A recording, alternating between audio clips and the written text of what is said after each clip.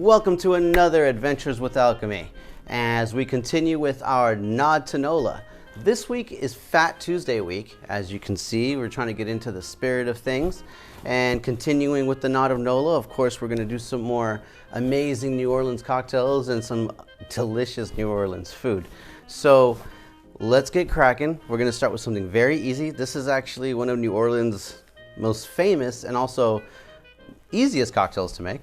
Although the recipe and the way it looks and everything has changed over the decades, we're going to go through an authentic original hurricane. So before we get started, as I like to do always, is go through a little bit of history of the cocktail, get you a little bit of background, and yeah, we'll make one and we'll drink one. Okay, sound good? Let's do it. So the hurricane comes from Pat O'Brien's in New Orleans.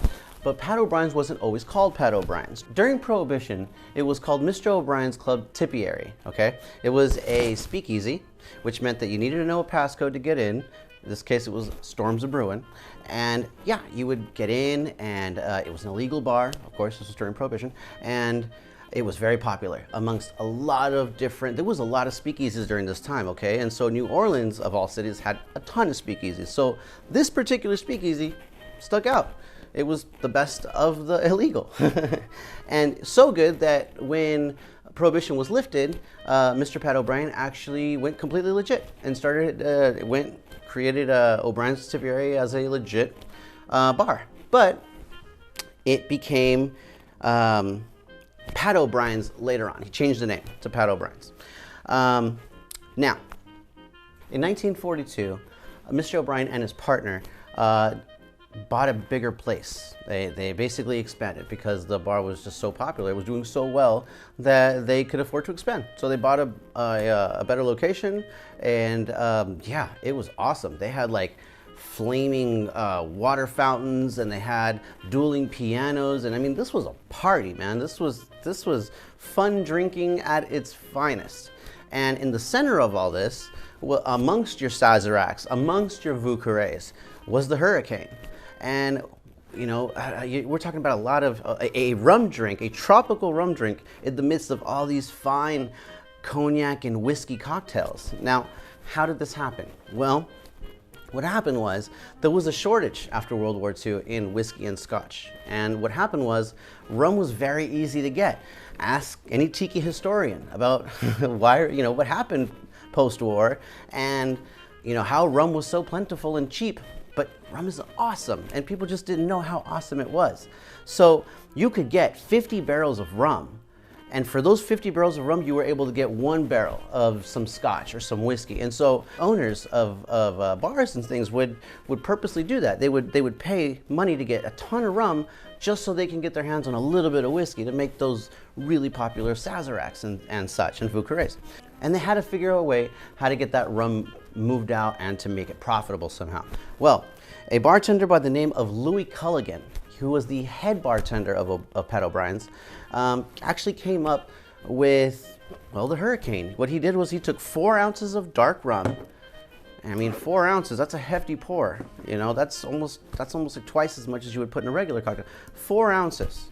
And then he took 2 ounces of passion fruit syrup. I'm not sure if it was homemade or if he bought it from a purveyor. I don't know those little details. And some fresh lemon juice. And yeah, just very simple. Served it with ice. And he served it in this really cool glass that looks like a lamp or a hurricane lamp.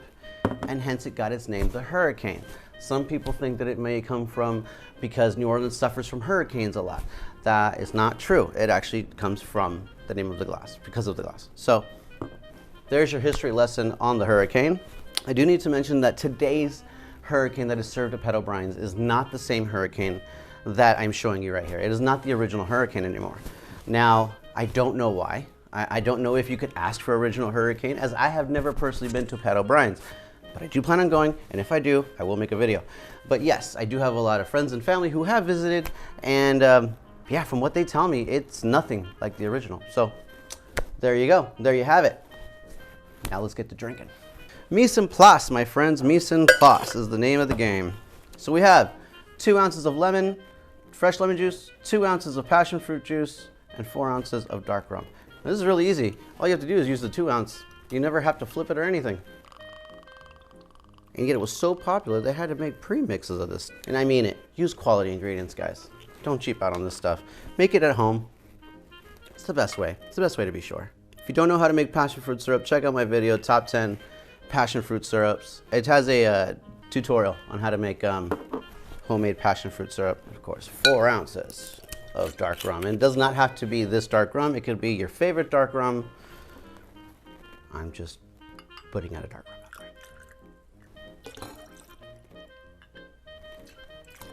2/3 of the way with ice. Okay, 2/3. I shake it, shake it, shake it.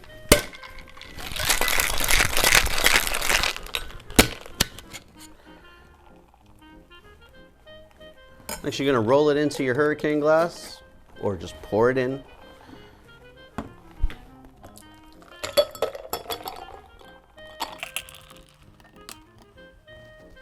And then you wanna top it off with just a little bit more ice so you can fill the glass.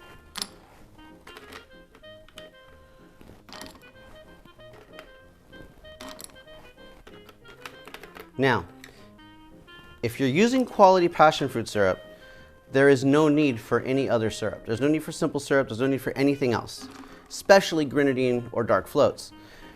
If you do everything right, this drink is perfect. It tastes exactly the way it was meant to taste. Now, if you're going to use, and I hate to use the word cheap, but not have high quality ingredients, you are not going to have high quality results. So do yourself a favor.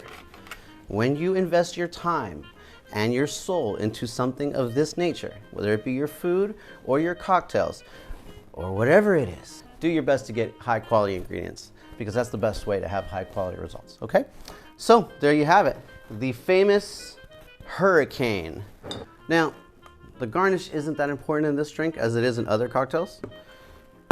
I don't really know what they use in the original, so I'm just gonna use a dehydrated blood orange. You know, if you wanna use a little, like a passion fruit garnish or a cherry or something, that's fine.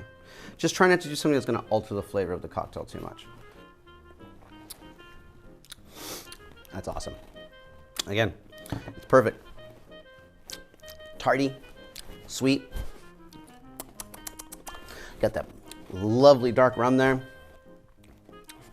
Refreshing. I mean, there's really not much more to say about this drink. Again, it's all in the ingredients. I cannot stress that enough. If I was to use really bad syrup or really bad juice, like concentrate or anything like that, it wouldn't be the same. Guys, don't forget to hit like and subscribe. And don't forget to comment below so that we can interact and maybe shoot me some ideas of things you'd like to see. And yeah, I love talking to you guys. I love hearing from you guys. I love hearing the input you have. And let's work together to make this thing great. Now, by now I know Mardi Gras has passed, but it is still Mardi Gras week. So for those of you that are still celebrating, happy Mardi Gras. I hope you had a happy Mardi Gras. I hope you had a great Fat Tuesday. And I hope that the rest of the week is fantastic. And we'll see you again next week. Let's make some gumbo.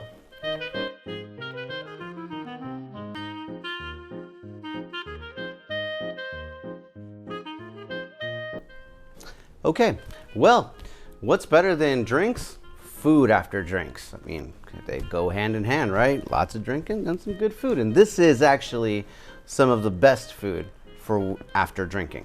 In fact, once you got a hangover, if you have a hangover or anything of that nature, or you just want to, you know, put something in your belly before you go to bed, this is perfect. Gumbo.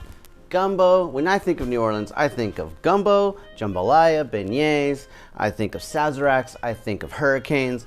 Those are the things I think about, amongst other things. And gumbo is just a great mixture of culture in a dish. Let's get started. We have 1 cup of grapeseed oil, 3/4 of a cup of flour for our roux. We're going to make a dark roux for this. We have 4 bay leaves, a teaspoon of dried thyme. We have 1 whole jalapeno that has been diced and seeded. We have 5 cloves of garlic that has been minced. We have 1 pound of andouille sausage, 1 pound of shrimp. Now, if you cannot get your hands on andouille sausage, go ahead and just get your favorite smoked sausage or just your favorite sausage and go ahead, have fun, use that. As far as shrimp go, these are jumbo shrimps. At least that's what they're calling them. Try to get your hands on fresh shrimp if you can. If not, do what you can. Crawfish is actually a little better. So again, if you can do that, great. If not, just do what you can. So, for our proteins, we have, for this gumbo, we have our andouille sausage, we have our shrimp, and we have our chicken thighs, which we are going to season with cayenne pepper and Cajun seasoning. Just light seasoning on each side, maybe a little salt too. Okay? A beer. You should have something to drink anyway while you're cooking, but this is what I'm going to use. It's a California honey amber beer. Amber ale is what you want to use for this particular dish, but you know, if you have a different ale, a cup of ale. So 1 cup of ale, and you got to have your Cajun Holy Trinity, which is your celery, your onion, and your bell pepper. Okay? We have some okra, and then of course a 2 or 3 sprigs of green onion. That's for your rice. You're going to need some rice, so go ahead and cook a cup of rice off. That's at the end though. And of course you're going to need 5 cups of chicken stock.